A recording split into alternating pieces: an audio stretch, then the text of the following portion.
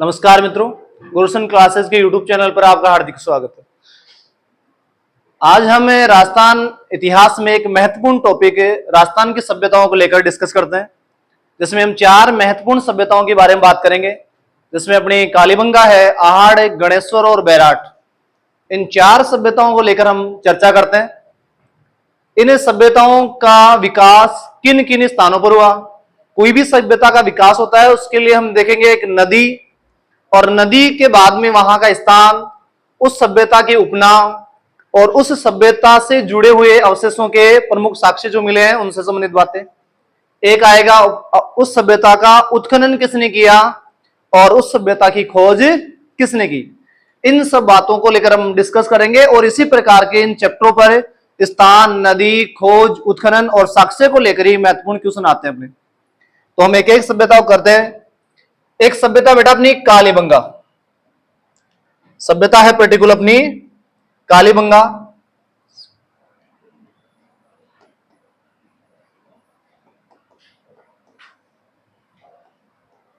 कालीबंगा सभ्यता की यदि हम बात करें तो वह सभ्यता स्थल जहां से काले रंग की चूड़ियां, जो शाब्दिक अर्थ जिसकी हम बात करते हैं तो वो मिली, या फिर जिसका शाब्दिक अर्थ बात करें तो है काले रंग की चूड़ियां। काले रंग की चूड़ियां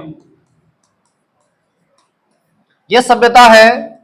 इसको हम किस प्रकार की सभ्यता मानते हैं तो यह है कांस्य युगीन सभ्यता। कैसी सभ्यता है? कांस्य युगीन सभ्यता। और बात की जाए तो प्राक हड़प्पा कालीन सभ्यता की भी यहां से अवशेष मिलते हैं। प्राक हड़प्पा कालीन सभ्यता के अवशेष और उसके अलावा हड़प्पा कालीन अवशेष भी मिलते हैं अपने को।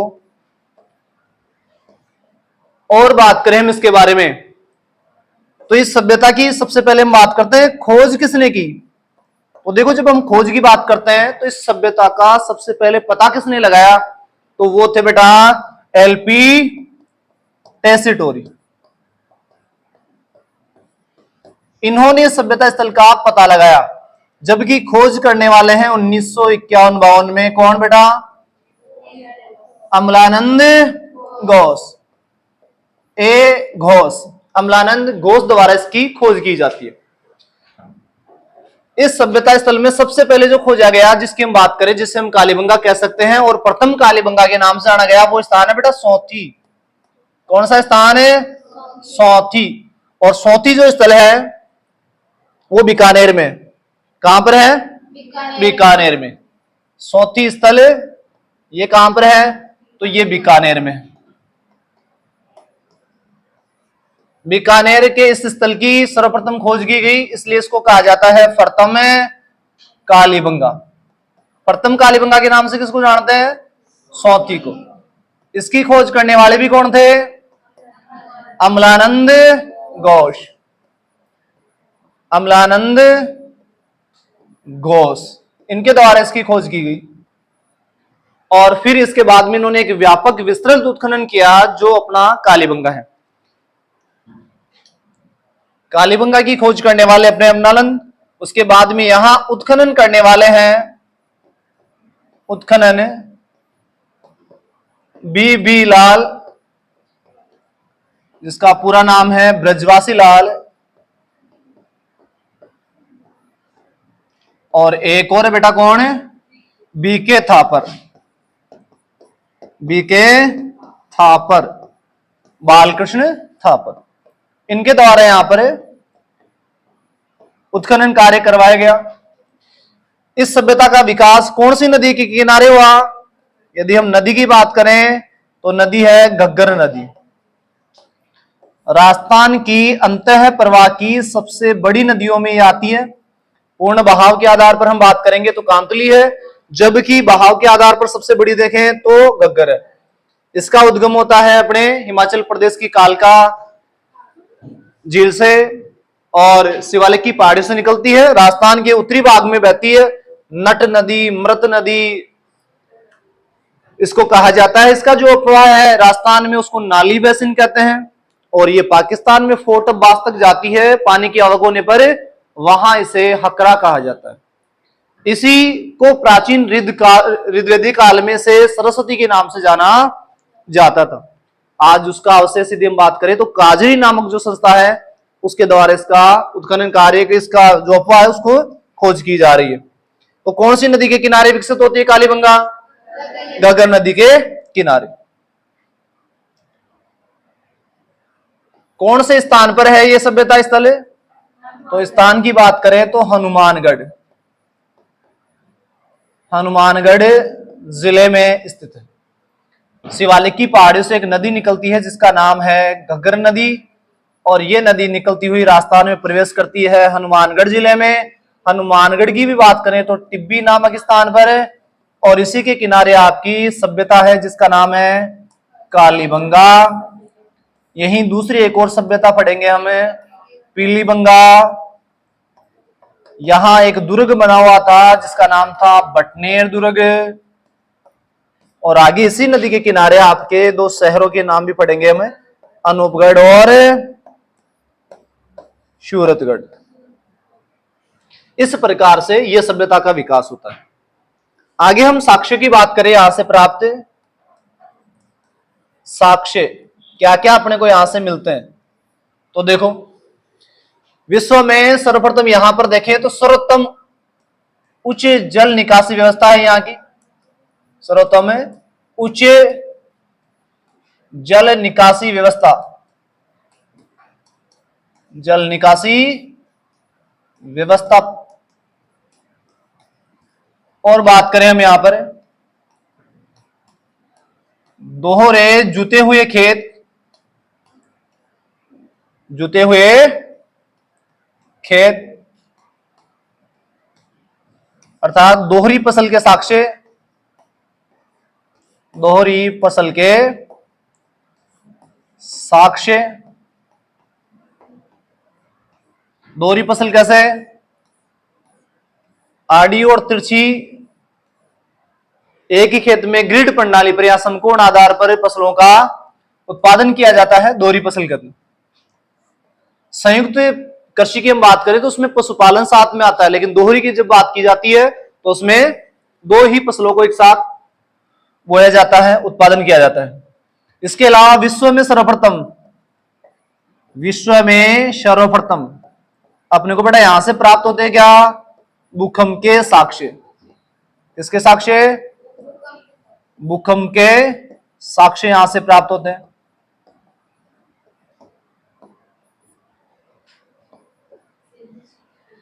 शल्य चिकित्सा की जानकारी यहां से मिलती है, शल्य चिकित्सा की जानकारी मिलती है।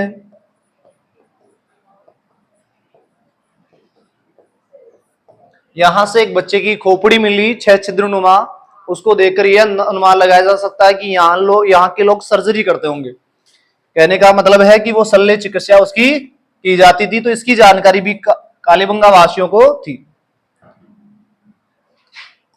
नेक्स्ट हम बात करें मृदबांड, बेलनाकार मोहरे,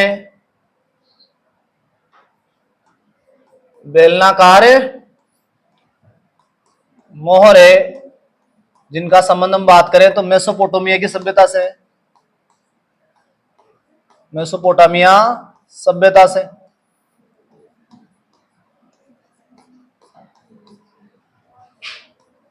लकड़ी की नालियों के अवशेष, लकड़ी की नालियों के अवशेष, लकड़ी की नालियों के अवशेष। नगरीय सभ्यता के अवशेष, नगरीय शहरी सभ्यता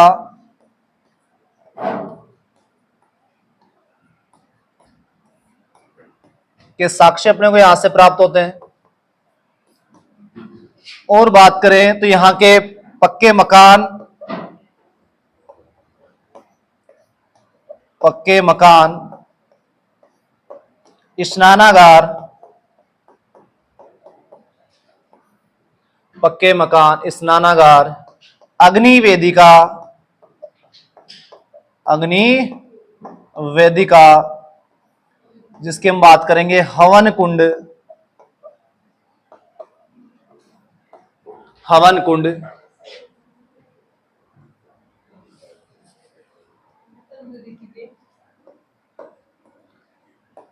तंदूरी चूल्हे,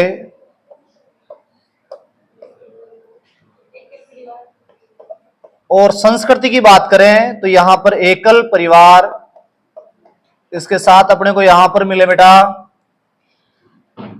एकल परिवार के बाद में हम बात करें कुमारी देवी का सिक्का, कुमारी देवी का सिक्का। इस कुमारी देवी के सिक्के के आधार पर यदि हम बात की जाए, जैसे वर्तमान में भूतपूर्व जो अपनी मुख्यमंत्री थी पूर्व, हम बात करें जिसकी वसुंधरा राजे, उनके द्वारा एक योजना चलाई गई थी बामासा, जिसमें महिला को परिवार का मुखिया बनाया गया। उसी प्रकार से यहां से जो प्राप्त सिक्का होता है उस पर आधारित या अंकित जो महिला का चित्र है उसके आधार पर अनुमान लगाया जाता है कि इस सभ्यता में भी यहां पर मातृ सत्तात्मक समाज रहा होगा। कुमारी देवी का सिक्का है, यहां पर व्याघ्र अंकित प्रतिमा है,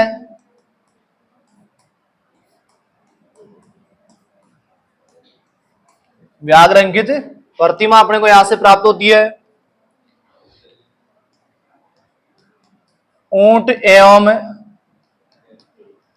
कुत्ते के साक्ष्य मिलते हैं, कुत्ते के साक्ष्य यहां से प्राप्त होते हैं।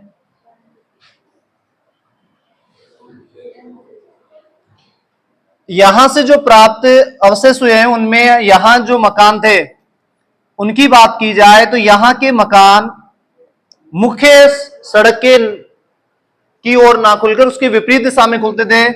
इस आधार पर अनुमान लगाया जाता है कि यहां के लोग शांति प्रिय थे, शांति प्रिय संस्कृति रही है। इस प्रकार से अपने ये अवशेष यहां पर मिलते हैं। एक बार हम बात करें इनकी, कालीबंगा सभ्यता में जितने भी अपने को अवशेष मिले उनकी बात हुई। खोज की किसने? अमलानंद घोष ने। सर्वप्रथम इस सभ्यता का पता लगाया किसने? एलपी टेसिटोरी ने। और सर्वप्रथम खोज के दौरान कालीबंगा से पहले 34 स्थान को खोजा गया किसके द्वारा? अमलानंद घोष के द्वारा। इसलिए 34 को कहते हैं प्रथम कालीबंगा। उसके बाद में हम बात करें इसका शाब्दिक अर्थ है काले रंग की चूड़ियां, हड़प्पा कालीन सभ्यता है और प्राक हड़प्पा कालीन सभ्यता भी इसको कहा जाता है। एक और इंपॉर्टेंट क्वेश्चन है, हड़प्पा इसी कालीबंगा की यदि खुदाई की बात करें तो 5 प्रस्तरों में इसकी खुदाई होती है। कितने स्तर पर की गई? तो 5 स्तरों पर। और दीन इनकी बस्ती इसको कहा जाता है। डॉक्टर दशरथ शर्मा द्वारा इस सभ्यता को सिंधु घाटी सभ्यता की तृतीय राजधानी, सिंधु घाटी सभ्यता की तृतीय राजधानी कहा गया। तीसरी राजधानी किसने कहा बेटा? डॉक्टर दशरथ शर्मा ने। इसी सभ्यता को कहा जाता है दीनहीन की बस्ती, दीनहीन की बस्ती। और आगे हम बात करें तो प्राकृतिक आपदाओं के कारण सभ्यता का विनाश माना जाता है। ये अपनी एक सभ्यता हुई कालीबंगा, जहां पर विश्व में सबसे पहले भूकंप के साक्ष्य मिले, जले हुए चावल के साक्ष्य मिलते हैं, यहाँ पर पक्के मकान मिलते हैं, नगरीय सभ्यता के अवशेष मिलते हैं, नारी सत्तात्मक व्यवस्था की जानकारी मिलती है, अग्नि कुंड के साक्ष्य मिलते हैं, शल्य चिकित्सा की जानकारी अपने को यहां से मिलती है। और राजस्थान में आजादी के बाद में खोजा गया या फिर आजादी के बाद में सर्वप्रथम पता लगाया गया स्थान यदि कोई है तो वो कौन सा है? कालीबंगा। अगली सभ्यता स्थल को लेकर हम चलें, आहड़। आहड़ का यदि मूल नाम की बात करें तो इसे कहा जाता है आघाटपुर। क्या कहते हैं बेटा इसको? आघाटपुर। इसे ही कहा जाता है धूलकोट। क्या भी कहते हैं इसको? धूलकोट। इसे ही कहते हैं रेत का टीला। यदि पूछे आपसे मृतकों का टीला किसे कहा जाता है तो मोहनजोदड़ो। और पूछ लिया जाए रेत का टीला के नाम से कौन सी प्रसिद्ध है तो अपनी प्रसिद्ध बेटा आहड़। ये कौन से जिले में है? उदयपुर में। कौन सी नदी के किनारे स्थित है? तो नदी की बात करें तो नदी है आयड़, और आयड़ नदी को ही बेड़च नदी कहा जाता है। बेड़च नदी जो बनास की सहायक है। किसकी सहायक है बेटा? बनास की सहायक है, बनास नदी की सहायक। यह सभ्यता सर्वाधिक बनास नदी के पेटे में विकसित हुई, इसलिए सभ्यता को कहा जाता है बनास संस्कृति सभ्यता। इसी सभ्यता के उपनामों की हम बात करें तो इसे कहा जाता है ताम्रवती नगरी। ताम्रवती नगरी। जबकि हम राजस्थान में जब भी बात करेंगे तांबे को लेकर तो सर्वाधिक ताम्र उत्पादन यदि जिला है तो झुंझुनू। ताम्र उत्पादन नगरी की यदि बात करें सर्वाधिक उत्पादन वाला शहर है तो खेतड़ी। और ताम्रयुगीन सभ्यताओं में सबसे प्राचीन या ताम्रयुगीन सभ्यताओं की जननी तो उसका नाम है गणेश्वर सभ्यता। और आज भी अपने खेतड़ी में कोलिहान से इन सभ्यता इस खानों से सर्वाधिक तांबा उत्पादन किया जाता है। तो ताम्रवती नगरी के नाम से इसको जाना जाता है। किस प्रकार की सभ्यता ये? तो ग्रामीण सभ्यता के अवशेष मिलते हैं। ग्रामीण सभ्यता के अवशेष इसमें मिलते हैं। ग्रामीण परिवार की यदि बात करें तो वहां का परिवार संयुक्त परिवार है। संयुक्त परिवार, और संयुक्त परिवार की साथ साथ हम बात करें तो पितृशतात्मक समाज है। पितृ शतात्मक समाज। और बात करें यहां की ग्रामीण की तो यहां के जो बस्तियां मिलती हैं या कच्चे मकान प्राप्त होते हैं। कच्चे मकान यहां से प्राप्त होते हैं। आहड़, आगाहटपुर, धूलकोट या रेत का टीला के नाम से इसको जाना जाता है। उदयपुर में स्थित है, आहड़ नदी के किनारे है। आहड़ नदी को ही आयड़ नदी कहा जाता है। उदय सागर झील में गिरने के बाद में आहड़ नदी ही बेड़स नदी के नाम से जानी जाती है। आगे जाकर वो कौन सी नदी मिलती है? बनास नदी मिलती है। आहड़ को ही कहते हैं बेटा कौन सी नगरी? ताम्रवती नगरी। और पूछा जाए आपसे ताम्रयुगीन सभ्यताओं की जननी, ग्रामीण सभ्यता के अवशेष मिलते हैं। संयुक्त परिवार, पितृशतात्मक व्यवस्था और कच्चे मकान यहां से प्राप्त होते हैं। हम बात करें आहड़ की खोज किसने की? तो 1953 में अक्षय कीर्ति व्यास ने की।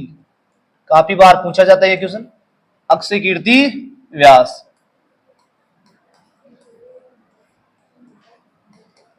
इस सभ्यता के उत्खनन से यदि कोई जुड़ा हुआ है, उत्खनन, तो उत्खननकर्ताओं में आते हैं बेटा आर.सी. अग्रवाल, रतन चंद्र अग्रवाल,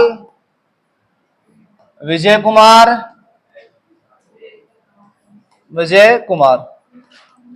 यदि पूछ लिया जाए सर्वाधिक व्यापक, इन दोनों के बाद में भी यदि किसी ने उत्खनन किया हो सर्वाधिक विस्तृत तरीके से, तो व्यापक उत्खनन है।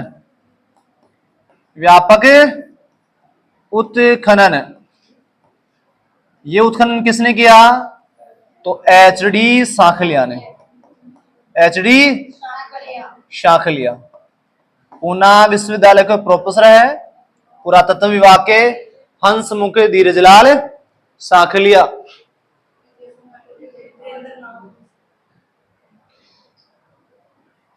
आर.सी. अग्रवाल के साथ वी.एन. मिश्र है, वी.एन.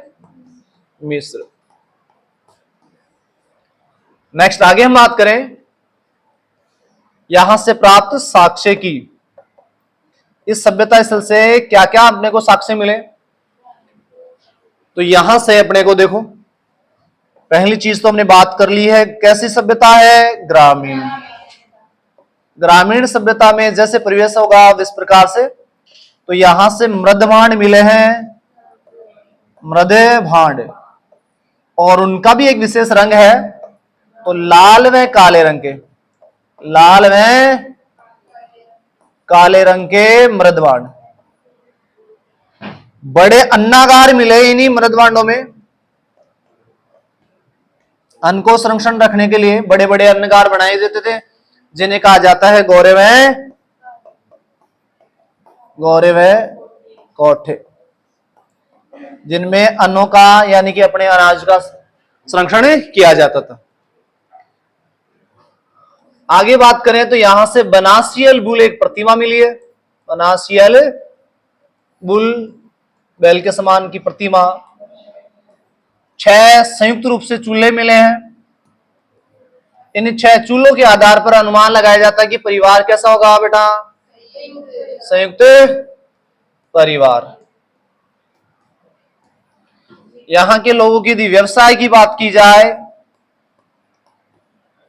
तो यहां के लोग कृषि और पशुपालन से जुड़े हुए थे, कृषि और पशुपालन से जुड़े हुए हैं।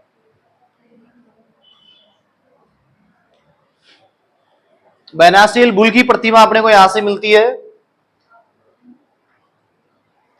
ग्रामीण सभ्यता है, काले में गोरे रंग के मृदबाण मिले, अन्नाकार मिले।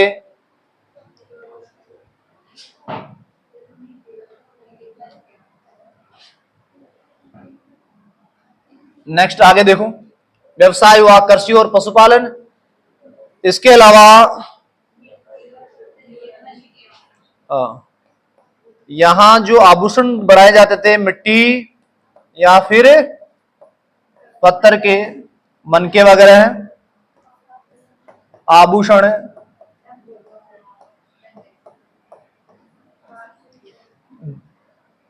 वस्त्रों पर रंगाई की हम बात करें, रंगाई छपाई, रंगाई छपाई। आज भी यदि हम राजस्थान के कल्चर में बात करेंगे तो जैसे अपने हस्तकलाएं हैं, रंगाई छपाई में दावू प्रिंट है, अपना बगरू प्रिंट है, सांगानेर प्रिंट है, अजरक मल्लीर प्रिंट है। उसी प्रकार से प्राचीन समय में भी यहाँ पर वस्त्रों में रंगाई छपाई का कार्य किया जाता था और ये ठप्पों द्वारा होता था। ठप्पों द्वारा प्राकृतिक रूप से यहां पर यह कार्य किया जाता था। इसके अलावा हम आगे बढ़े तो मकानों की छत कैसे हुआ करती थी इनकी, तो मकान की छत बांस की लकड़ियों से निर्मित हुआ करती थी। लकड़ियों पर मिट्टी का लेप करके बनाई जाती थी बेटा, मिट्टी का लेप करके बनाई गई थी। छत का निर्माण किया जाता था। देखो इसी से जुड़ी हुई आज एक विशेष बात हम बात करें तो पूरे भारत में बेस्ट टूरिस्ट विलेज अपना एक घोषित हुआ है जिसका नाम है देवमाली और वो ब्यावर में है। आज हम उसी सभ्यता से लेकर यदि इस चैप्टर की बात करें कि यहां पर बांस की लकड़ी से छतों का निर्माण किया जाता, तो यहां के बारे में भी एक परंपरा है कि यहां पर जब भी अपने देवनारायण जी आते थे तो उन्होंने यहां के लोगों को कहा यदि शांति से आपको रहना है तो अपनी जो छत है उसको पक्का निर्माण मत कराना। और आज यदि देखने को मिलता है तो उस पूरे गांव में सब कच्चे मकान दिखाई देते हैं। इसी प्रकार से हम बात करें तो ये अपना एक गांव देवमाली ब्यावर में बेस्ट टूरिस्ट सम्मान से दिसंबर या नवंबर या दिसंबर के समथिंग दिल्ली में सम्मानित उसको किया जाएगा। तो ये अपने प्राचीन साक्ष्य अपने को इन सभ्यताओं से मिलते हैं। यहां के जो मृदबाण मिलते हैं उन पर भी बेटा सजावटी चित्रांकन किया जाता था, तो अलंकृत मृदबाण। अब देखो इसके बाद यहां से एक 40 फीट गहरा गड्ढा मिलता है, उसके आधार पर माना जाता है कि यह सभ्यता 8 बार बसी, 8 बार इसकी बसावट हुई और 8 बार उजड़ी। ये हमने एक सभ्यता पढ़ी आहड़। इसका यदि समय काल की हम बात करें तो यह सभ्यता स्थल था 4000 वर्ष पुराना, तो यह सभ्यता 4000 वर्ष पुरानी सभ्यता है।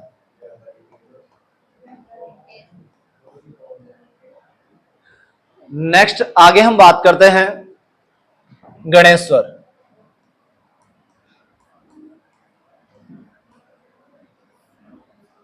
गणेश्वर सभ्यता। हमारा उद्देश्य है कि आपको कम समय में अपने महत्वपूर्ण जो चैप्टर है अपना सभ्यता, इसको कंप्लीट करवाया जाए। तो 4 की हम बात करेंगे, मेन मुख्य मुख्य बातें हम इसमें कर रहे हैं। गणेश्वर सभ्यता। स्थान की बात करें तो नीम का थाना में बेटा, कहां पर? नीम का थाना, नया जिला बन गया अपना। इस सभ्यता की बात करें तो इसके देखो महत्वपूर्ण, सबसे प्राचीनतम या ताम्रयुगीन सभ्यताओं में सबसे प्राचीनतम है ये।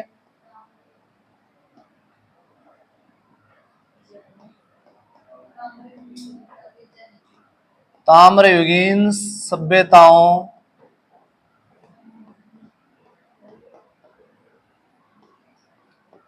की जननी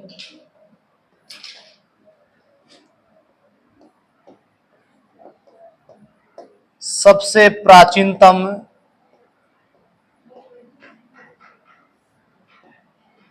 ताम्रयुगीन सभ्यता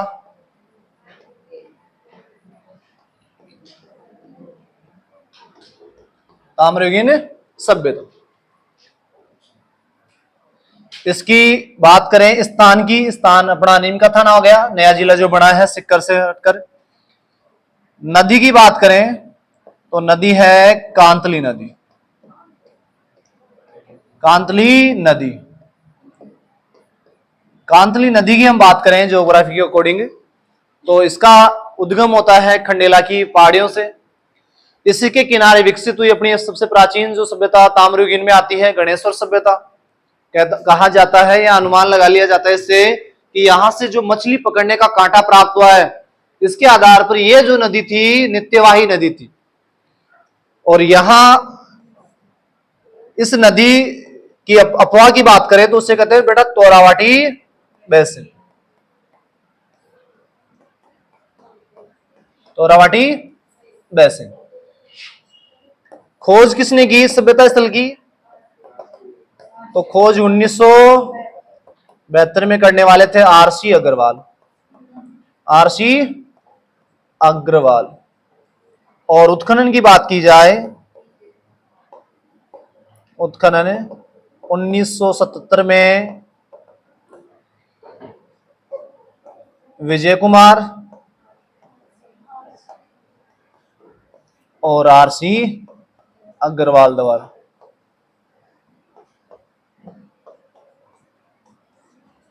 इसका उत्खनन किया जाता है। यहां से प्राप्त हम साक्ष्यों की बात करें तो यहां से प्राप्त साक्ष्य की हम बात करते हैं बेटा, तो ताम्रयुगीन सभ्यता है इसलिए सर्वाधिक ताम्र उपकरण, सर्वाधिक ताम्र उपकरण कहां से प्राप्त होते हैं? लगभग 90% से लेकर 99% अपने यहां पर तांबा धातु का प्रयोग किया गया है, जिसमें घरेलू बर्तन,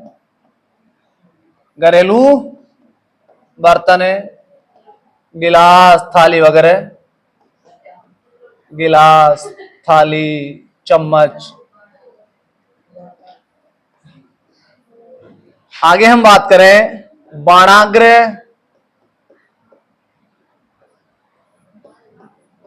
तीर का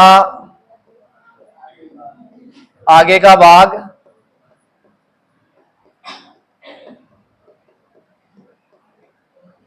मछली पकड़ने का कांटा, मछली पकड़ने का कांटा।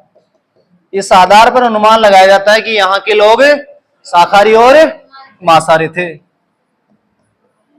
शाकाहारी और मांसाहारी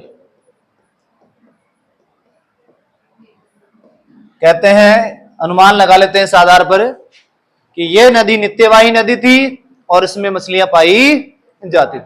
तो यहां से जो मछली पकड़ने का जो कांटा मिला है उसके आधार पर ये लोग शाकाहारी और मांसाहारी, तो मछली का सेवन करते होंगे तो मांसाहारी।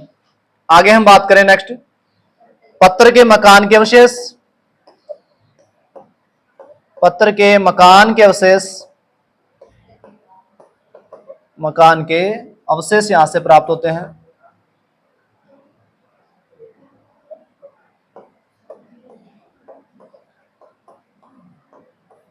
और इंपॉर्टेंट है बेटा अपने यहाँ पर जल संरक्षण की प्रणाली अपने यहाँ पर अपनाई जाती थी, तो पत्थर के बांध अपने को यहां से प्राप्त होते हैं।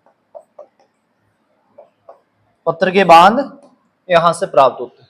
इस प्रकार ये जो सभ्यता स्थल था, यहां से सर्वाधिक इंपॉर्टेंट जानकारियां प्राप्त होती है। सर्वाधिक ताम्र उपकरण, यहां से तांबे का निर्यात किया जाता था सिंधु सभ्यता के अन्य स्थलों पर। और घरेलू बर्तन यहां पर गिलास, थाली, बाणाग्र, मछली पकड़ने का कांटा है, पत्थर के मकान है और पत्थर के बांध के अवशेष मिलते हैं। इसकी समय की बात करें तो यह सभ्यता लगभग 2800 ईसा पूर्व में विकसित हुई मानी जाती। यहां से निर्यात किया जाता था लोहे, इसको तांबे को। और आज भी यदि बात करें तो अपने झुंझुनू में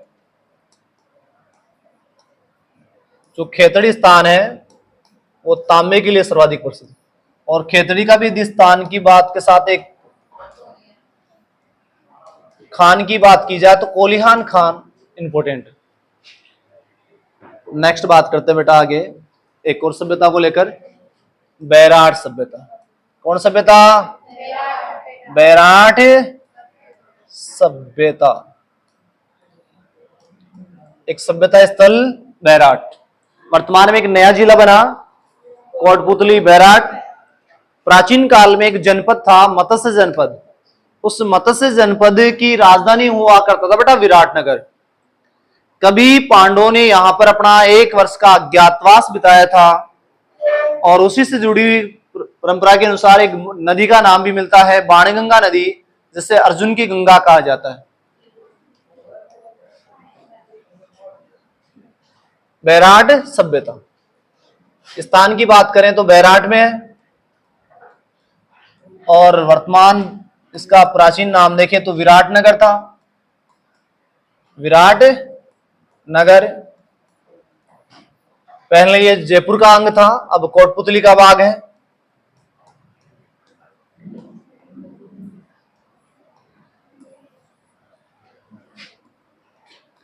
इसकी खोज की बात की जाए 1936 में इसकी खोज की जाती है। राय बहादुर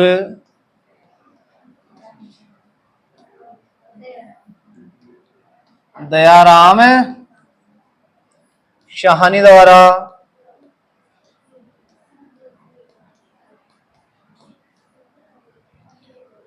इसका उत्खनन किया जाता है।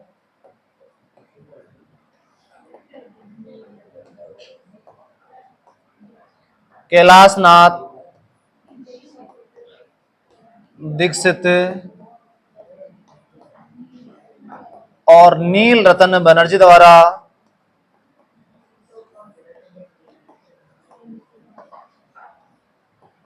1962 में। किस नदी के किनारे विकसित हुई? तो नदी की बात करेंगे हमें तो बाणगंगा नदी। बाणगंगा नदी को भी बोल देते हैं अर्जुन की गंगा। इसे ही कहा जाता है रुंटित नदी।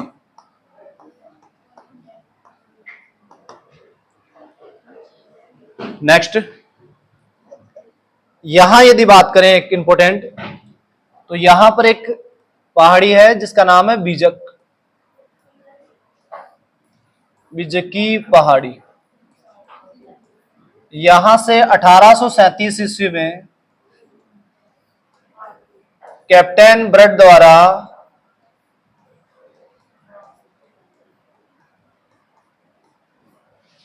बाबरू शिलालेख, बाबरू शिलालेख का पता लगाया गया। इस पर मौर्यकालीन शासक मगध के राजा अशोक की बात की गई है। तो मौर्यकालीन शिलालेख अपने को ये मिलता है यहां पर अशोक को मगध का राजा नाम से संबोधित किया गया है और यहां पर ब्राह्मी लिपि में बुद्धधम्म संघ अंकित है और ये वर्तमान में कोलकाता संग्रहालय में स्थित है, कोलकाता संग्रहालय में। इसके अलावा यहां पर साक्ष्य के लिए अपन बात करें तो यहां से साक्ष्य मिलते हैं भीम डूंगरी से, भीम डूंगरी, गणेश डूंगरी,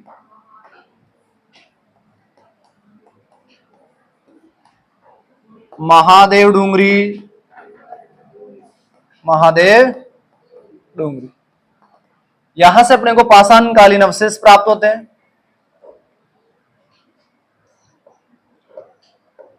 यहां से अपने को बौद्ध धर्म से संबंधित जानकारियां मिलती हैं। बौद्ध धर्म के मंदिर अपने को यहां देखने को मिलते हैं और वो भी गोल मंदिर या गोल मठ के रूप में निर्मित है। इसके अवशेष मिलते हैं अपने को। गौतम बुद्ध की प्रतिमा मिलती है जो अपने मानी जाती है कि विश्व की पहली मानव निर्मित प्रतिमा है, गौतम बुद्ध की प्रतिमा।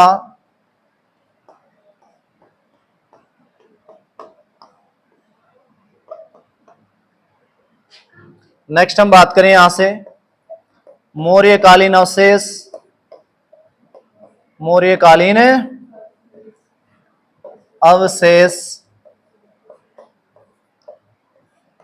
यूनानी शासकों की, यूनानी शासकों की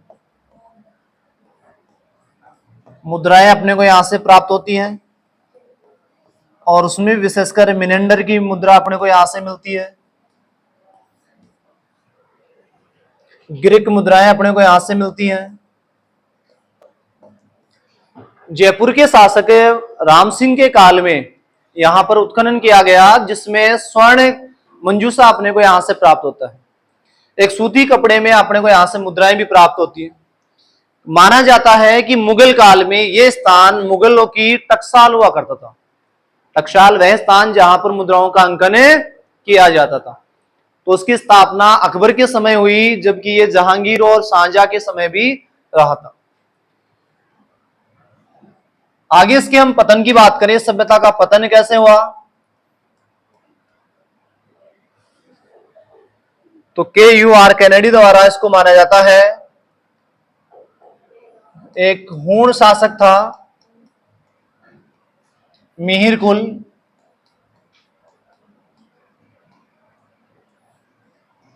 द्वारा इसका पतन किया गया।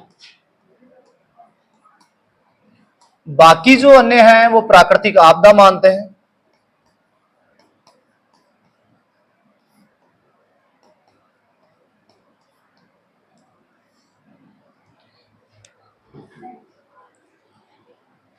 यहां से अपने को पंचमारक, जो पहले पहले मुद्राएं चली, सिक्के चले, पंचमारक, जिस पर 5 प्रकार का एक मार्का दिया गया, जिनको हम कहते हैं आहत सिक्के। आहत सिक्के यहां से प्राप्त होते हैं।